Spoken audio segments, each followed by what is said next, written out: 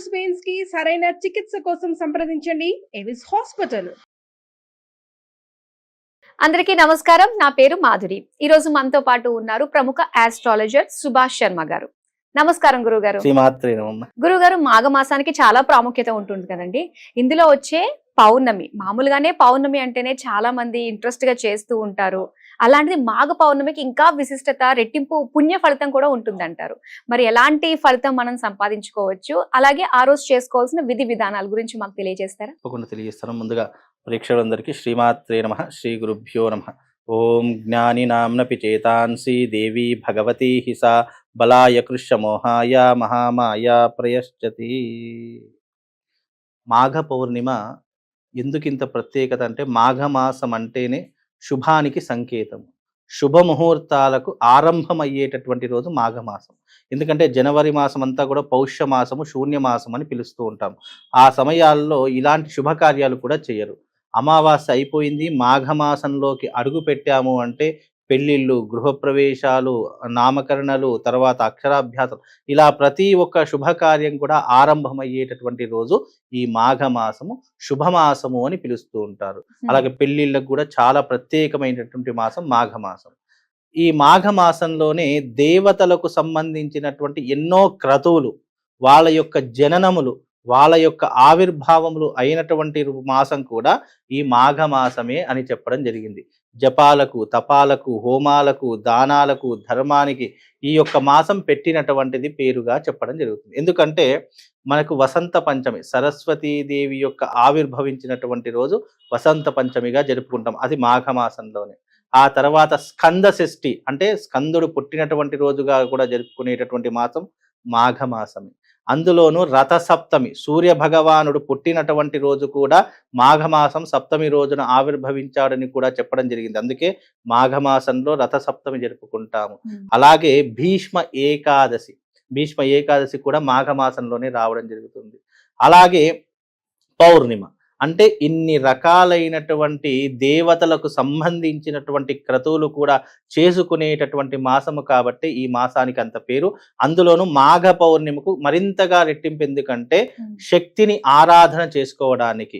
అలాగే ఈ పౌర్ణమి, అమావాస్యలు దేనికి సంకేతం అంటే అమ్మవారికి సంకేతము. అమ్మవారి యొక్క ఆరాధనకు, అమ్మవారి యొక్క ఉపాసనకు, అమ్మవారి యొక్క సాధనకు పెట్టినటువంటి పేరు ఈ మాఘమాసం పౌర్ణిమ.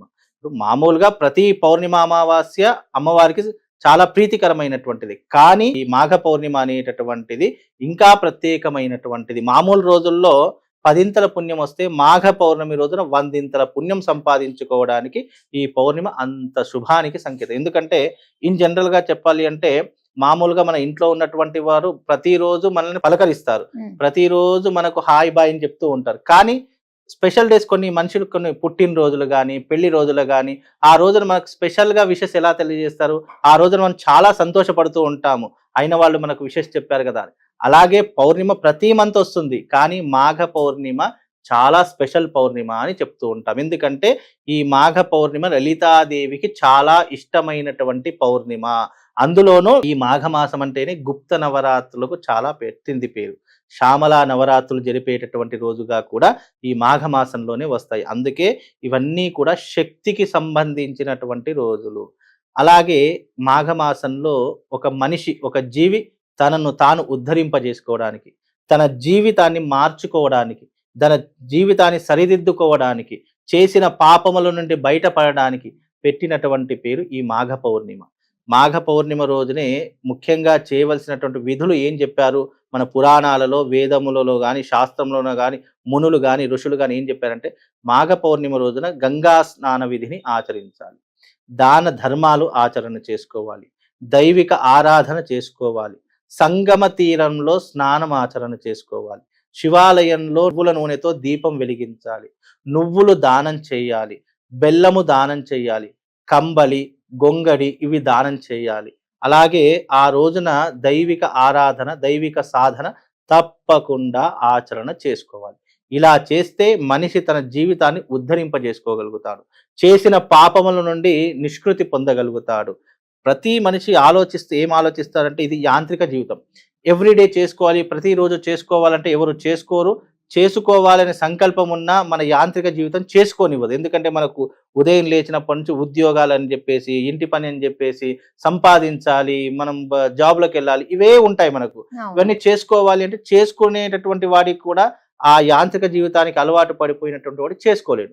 కనీసము ఈ యొక్క మాఘమాసంలో చవితి తిథి రోజునందు కానీ, లేదా పౌర్ణమి రోజునందు కానీ, లేదా పౌర్ణమి అమావాస్య తిథి నందు కానీ, ఏకాదశి రోజు కనీసం ఈ తిథులనైనా ఉపయోగించుకుంటే ఈ మాఘమాసం మొత్తం కూడా స్నానం చేసిన పుణ్య ఫలితము, భగవంతుని యొక్క సంపూర్ణమైనటువంటి అనుగ్రహం కలుగుతుంది అని మనం చాలా మట్టుకు చెప్తూ ఉంటాం. కాబట్టి ఈ మాఘమాసంలో పౌర్ణమి రోజున తప్పకుండా సంగమ స్నానం, అంటే సంగమ స్నానం అంటే అర్థం ఏంటంటే ఒకటికి మించి ఎక్కువ నదులు ఎక్కడైతే కలుస్తాయో, సంగమిస్తాయో ఆ సంగమ తీరంలో స్నానం ఆచరించడం వల్ల మన జన్మాంతరాల వరకు చేసిన పాపములన్నీ కూడా వెళ్ళిపోతాయి.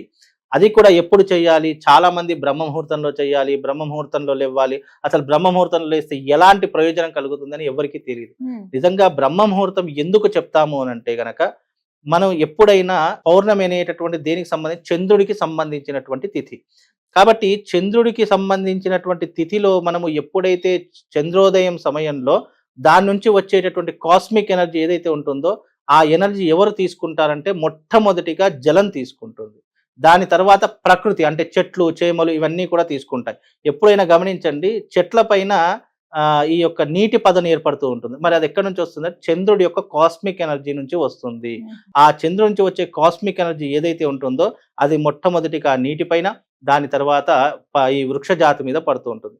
నీటి మీద పడినటువంటి ఆ కాస్మిక్ ఎనర్జీ ఆ బ్రహ్మ ముహూర్తంలో చేసేటటువంటి స్నానం ఏదైతే ఉంటుందో, మన శరీరం ఎప్పుడైతే ఆ నీటిలో మునిగి ఉంటుందో దానిలో ఉన్నటువంటి కాస్మిక్ ఎనర్జీ అంతా మనిషి దేహానికి అంటి పెట్టుకొని ఉంటుంది. అందుకే కాస్మిక్ ఎనర్జీ, చంద్రుడు దేనికి కారకుడు? ఔషధ కారకుడు ప్లస్ ఆరోగ్య కారకుడు, మానసికానికి కారకుడు. కాబట్టి మనసు ప్రశాంతంగా ఉండాలన్నా, మనిషి ఈ యొక్క ఐహిక భోగ సుఖాల నుండి విముక్తి పొందాలన్నా బ్రహ్మ ముహూర్తంలో స్నానం ఆచరించడం వల్ల మనసు ప్రశాంతం అవుతుంది.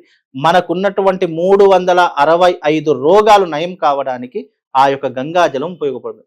ఎప్పుడైతే సూర్యుడు ఉదయిస్తూ ఉంటాడో, ఎప్పుడైతే సూర్యుడు యొక్క తాకిడి నీటి మీద పడుతుందో ఆ ఎనర్జీ అంతా కూడా మాయమైపోతుంది.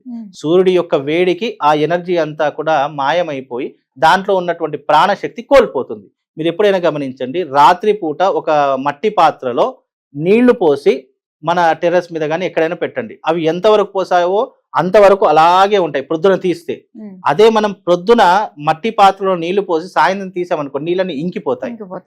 కారణం ఏంటి అంటే ఆ యొక్క సూర్య భగవాన్ యొక్క తత్వం ఏంటి అంటే ఏదైతే భూమి మీద ఉన్నటువంటి కాస్మిక్ ఎనర్జీ ఏదైతే ఉంటుందో అంతా కూడా స్వీకరించేసుకుంటాడు.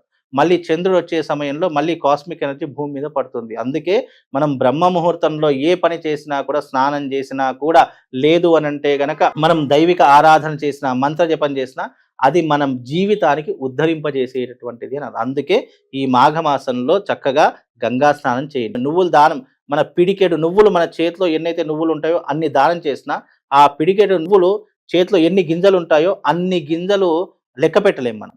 కాబట్టి అన్ని తరాలు మన యొక్క జీవితం ఉద్ధరింపబడుతుంది. అందుకే ఆ రోజు నువ్వులు దానం చేయాలి, ఆ రోజున బెల్లం దానం చేయాలి, ఆ రోజున విశేషంగా వస్త్రదానం, పేదవారికి అన్నదానం, ఇలాంటివి చేయడం ద్వారా మనకేమవుతుందంటే మనకు తెలియకుండానే మన జీవితం ఉద్ధరింపబడుతుంది. మనిషి జీవితంలో పుణ్యం సంపాదించుకోవాలి అంటే అది 2 మార్గాల ద్వారానే సాధ్యం. ఇంకా నువ్వు ఏం చేసినా పుణ్యం సంపాదించుకోలేవు. ఒకటి స్నాన విధి, స్నానం ఏం చేస్తుందో మన దేహాన్ని శుద్ధి చేస్తుంది. రెండవది దాన విధి, దానం ఏం చేస్తుందంటే మనం చేసిన పాపాలను దూరం చేస్తుంది. ఎప్పుడైతే దానం చేసే గుణం ఉంటుందో వారికే డబ్బు ఆకర్షించబడుతుంది. నాకు డబ్బు కావాలి, డబ్బు సంపాదించాలంటే రాదు. నీ మనస్సులో దానం చేసే గుణం ఉన్నప్పుడే నీకు డబ్బు ఆటోమేటిక్గా జనరేట్ అవుతూ ఉంటుంది. నీకు దానం చేసే గుణం లేదు అంటే నువ్వు ఎంత సంపాదించినా నువ్వు ఆ ధనాన్ని తినలేవు, పరులు మాత్రమే తింటారు. కాబట్టి ఎప్పుడైనా పుణ్యం సంపాదించుకోవాలంటే గంగా స్నాన విధిని ఆచరించాలి, దానం అనేటటువంటి చేసుకోవాలి. అలాగే ఈ పౌర్ణమి రోజున ఈ రకమైనటువంటి దాన్ని వినియోగించుకుంటే తప్పకుండా జీవితము సుఖమయంగా ఉంటుంది, అదృష్టవంతంగా మారిపోతుంది. చాలా చక్కగా వివరించారు గురుగారు. మాఘ పౌర్ణమికి ధన్యవాదాలండి.